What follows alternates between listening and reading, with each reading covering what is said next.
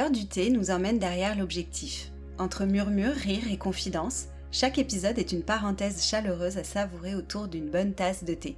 Je m'appelle Marie, je suis photographe et ici je donne la parole à d'autres créateurs et personnes inspirantes, à celles et ceux que je photographie et parfois moi-même pour raconter ce que l'image ne montre pas toujours.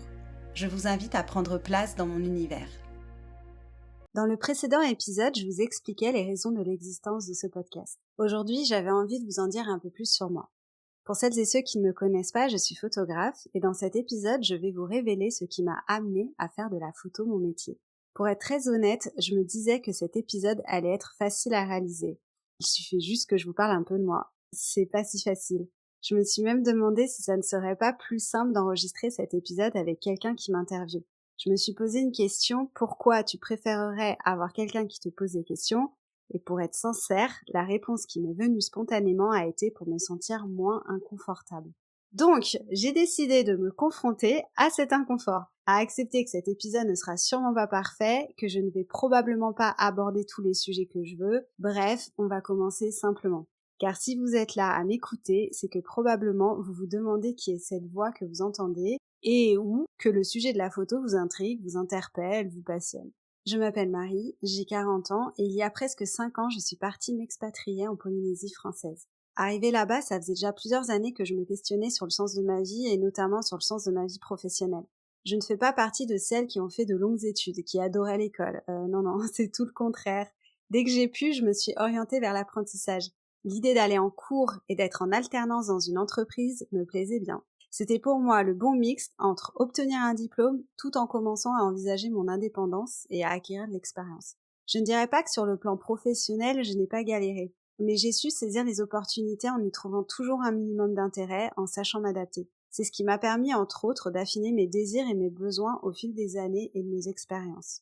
Quand je suis partie en Polynésie en 2021, j'en étais là. J'avais acquis suffisamment d'expériences semées par d'autres expériences et épreuves de vie pour m'apercevoir que je me pressentais à aller vers toute autre chose. Et cette chose se trouvait en dehors de tout ce que j'avais pu connaître jusque-là.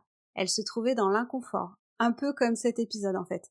Vous risquez souvent, très souvent, trop souvent, m'entendre vous dire que je ne crois pas au hasard.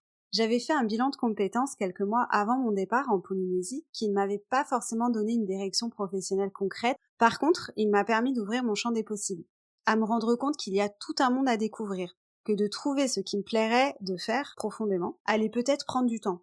Mais l'essentiel n'était pas de me dire pourvu que je trouverai ce qui me passionnera profondément, mais plutôt pourvu que je me laisse la possibilité de faire quelque chose qui me fera me sentir pleinement moi, qui me fera ressentir un sentiment de sérénité et non plus une sensation de devoir faire ça ou ça pour répondre à telle ou telle attente de la société, de ma famille, bref, vous voyez l'idée. Donc voilà l'état d'esprit dans lequel j'étais en 2021 quand je suis arrivée sur ma petite île de 5000 habitants. Parce que oui, partir vivre au bout du monde c'est une chose, mais partir vivre au bout du monde sur une toute petite île qui n'était pas Tahiti, c'était bien plus petit, c'est autre chose. Une expérience riche et éprouvante sur tous les plans. Je savais que je ne retrouverais pas le métier que j'exerçais en métropole là-bas, que ça allait me demander de plonger dans mes ressources, sortir de tout ce que j'avais pu connaître jusque-là. Pour moi, rester sans activité, quelle qu'elle soit, ce n'était tout simplement pas concevable. J'avais décidé de vivre cette aventure pour découvrir et m'adapter à d'autres coutumes, à apprendre à vivre autrement, avec d'autres moyens et surtout à me reconnecter à l'essentiel. Je ne vais pas vous mentir, il y a eu pas mal de moments assez difficiles émotionnellement, mais il y a eu aussi beaucoup de lumière, et l'une d'elles a été la photo. Elle a croisé ma route comme ça, sans prévenir. Elle m'a flashé. Quelques mois après mon arrivée, un événement a eu lieu sur mon île, une convention de tatouage. Depuis que je suis ado, je m'amuse à réaliser des petites vidéos qui sont plutôt des vidéos souvenirs de vacances, de soirées, de choses comme ça. Et avant de partir en Polynésie, j'avais décidé de documenter mon voyage en filmant régulièrement ma vie là-bas. Je n'avais jamais assisté à une convention et pour ne pas faire d'impair, j'ai contacté l'organisateur pour lui demander si je pouvais venir faire quelques photos et vidéos à titre totalement perso. De là, il m'a proposé de lui réaliser une petite vidéo bande-annonce annonçant cette convention pour leur com et de venir couvrir l'événement sur Facebook, le réseau social #1 là-bas. Je me suis donc retrouvée propulsée au milieu d'une dizaine de tatoueurs polynésiens pendant plusieurs jours avec mon téléphone qui me servait de caméra et d'appareil photo. Parce que oui, détail important, je suis 100% autodidacte dans le domaine et j'ai commencé avec mon téléphone. Comme quoi l'habit ne fait pas le moine. Donc pendant plusieurs jours, j'ai vécu au rythme des aiguilles, des visiteurs, des bringues. Les bringues, ce sont des animations musicales locales. Tous les jours, je photographiais et je traitais mes photos que je repartageais sur la page Facebook de l'événement. Des personnes réagissaient aux publications et je recevais des messages de personnes vivant à Tahiti pour me dire qu'ils retrouvaient des visages par le biais de mes photos. Et c'est à ce moment-là que ça s'est produit. Ce déclic. Une émotion intense, un mélange entre la satisfaction de mon travail accompli et de savoir l'émotion que mes images pouvaient procurer. Parce que jusque-là, je n'en avais absolument aucune idée. À ce moment-là, je savais qu'il ne me serait pas possible d'arrêter de faire ce que je venais de créer. Connecter les gens et transmettre ce que je voyais et ce que je ressentais à travers les images. Plusieurs semaines après cet événement, des personnes m'ont contacté pour me demander des tarifs, pour venir faire des photos dans des hôtels, des Airbnb, réaliser des photos de mariage. Je me suis alors décidée à dégainer le réflexe qui sommeillait dans mon placard et à me lancer tout simplement. Entre le moment où j'ai ressorti l'appareil photo et mon premier contrat, il n'y avait que quelques semaines.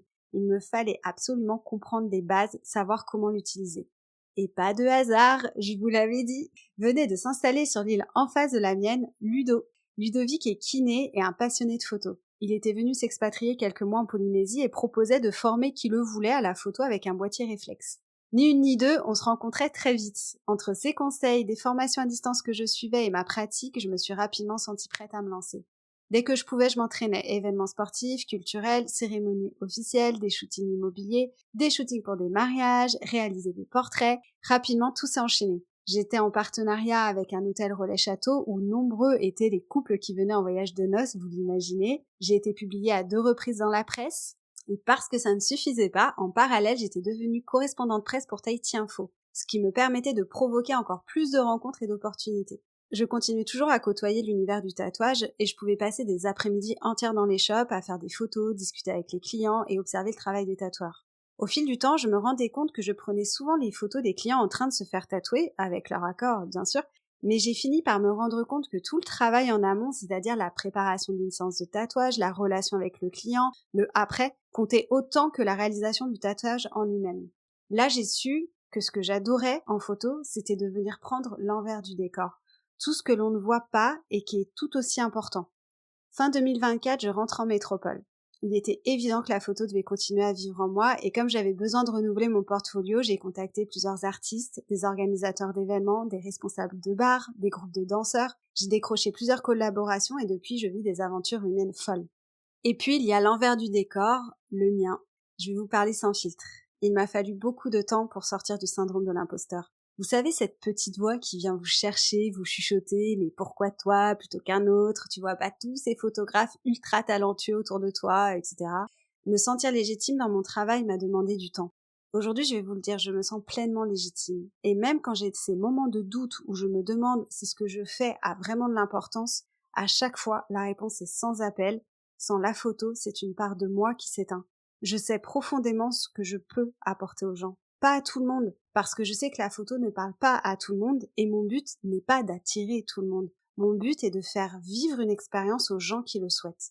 Parce que la photo, c'est ça, c'est avant tout une expérience, une rencontre. Une rencontre avec le photographe, une rencontre avec un lieu peut-être avec un objectif bien défini, mais c'est une rencontre avec soi-même surtout. C'est un moment que l'on vit avant tout avec soi-même.